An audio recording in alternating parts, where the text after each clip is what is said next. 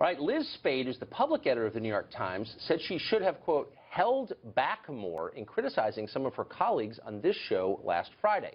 As the paper's public editor, Spayd's job is to answer readers' grievances with the New York Times, and to her credit, she had the courage to come on this show to answer a bunch of questions last week and was pretty honest about it. Watch this. Now, when you say that the journalists who walk in the front door of the Times building are doing their best to be fair, I would believe you, except I know for a fact that's not true because I read their Twitter feeds, and I want to give you some examples. Now, these are not opinion columnists. These are not Gail Collins's Twitter feeds. These are Michael Barbaro, for example, who's a straightforward news reporter. Here's one. This is November 15th. Pardon me for asking, but what qualifies Jared Kushner to have a seat at the presidential table? Huh. There's Eric Lipton, another reporter. White House's QVC. It has started. Here's Peter Baker. For a new president from reality television, a cabinet selection that resembles a pageant.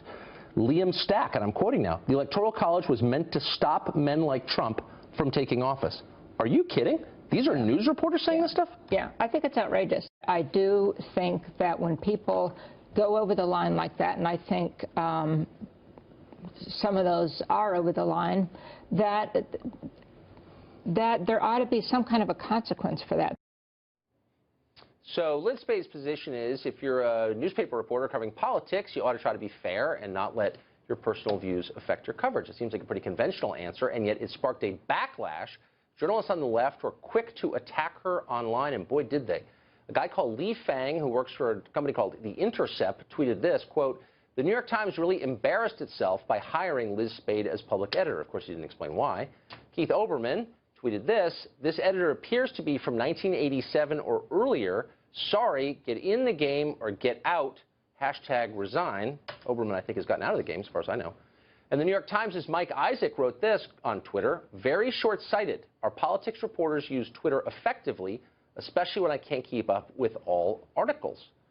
Well, I thought Spayd's willingness to come on this show to discuss her paper's coverage was brave and interesting, and if some of her liberal critics would have the courage to come on this show, of course we would talk to them anytime. I would enjoy it.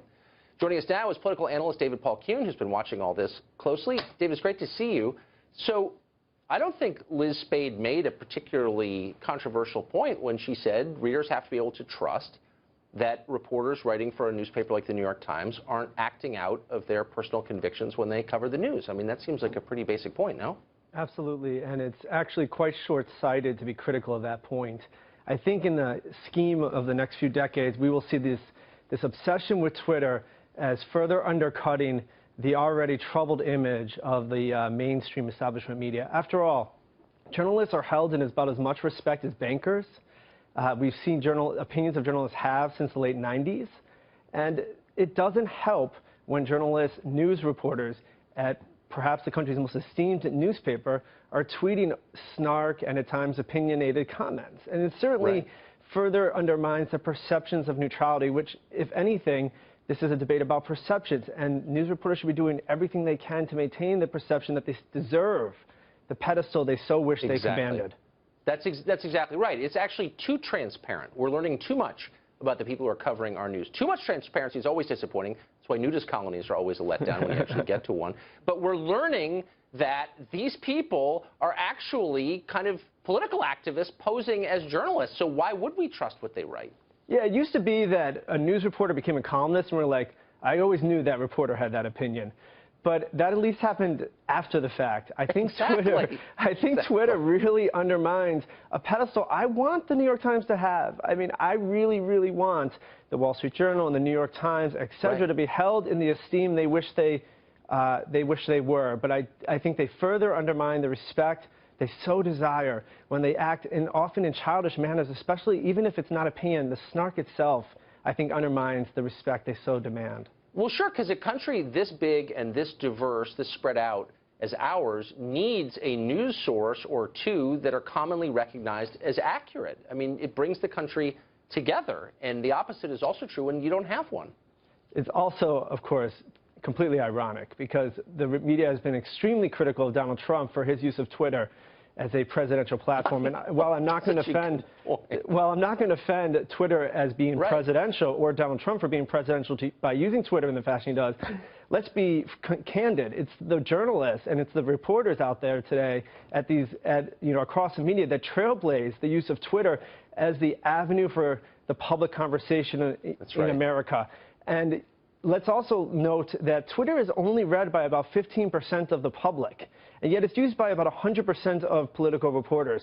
Reporters really need to look insular, check their addiction to Twitter, and I think that much of their criticism of President-elect Trump is actually a reflection of their own vices. And I wish the public editor stood by her comments fully for all these reasons. It's so nicely put. It is. It's an addiction. It's a lack of self-control. It's the rat with the cocaine bar. He keeps hitting it till he dies. I mean, they got to pull back a little bit, or else they'll hurt themselves. All right, so a minute from now, just a couple minutes from now, President-elect Trump will speak in Fayetteville, North Carolina. Tonight, as we've been saying, it's the second night of his self-described thank you tour. When he's not on stage, he has made a priority, he is saying, of saving American jobs. He's proposed a plan to increase taxes on American businesses that move abroad, especially manufacturing businesses.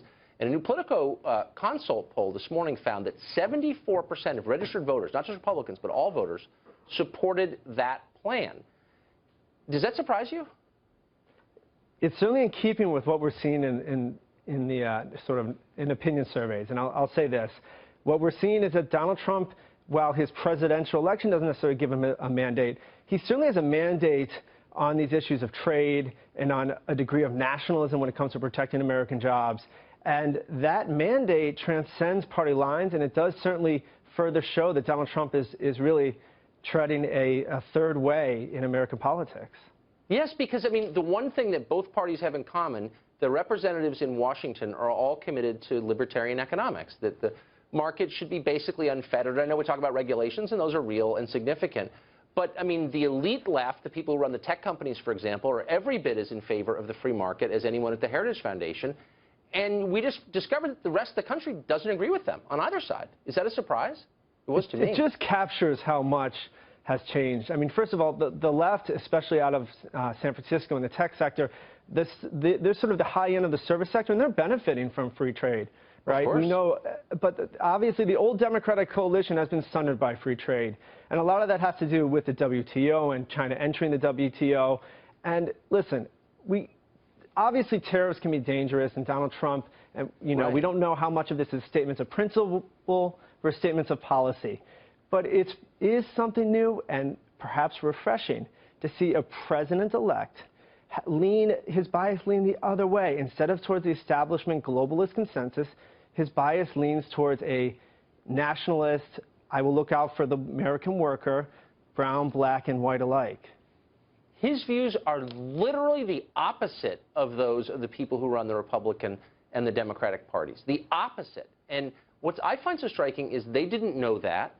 And if one of the other 16 candidates who ran for the Republican nomination had just paid closer attention to what the population wanted on trade, immigration, economic policy, basically, I mean, that person would be the nominee right now, but they refuse to, and I wonder why.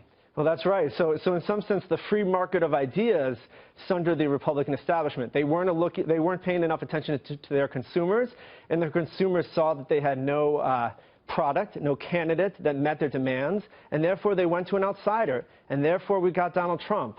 So I think that's a great point on understanding how Donald Trump happened in the Republican primary, and I think that Donald Trump and these poll numbers, et cetera, show that there is really there's a wide constituency on the left among Bernie Sanders supporters and on the right among the working class Republican majority to take a more forthright, if not tepidly nationalistic stance on trade issues and jobs.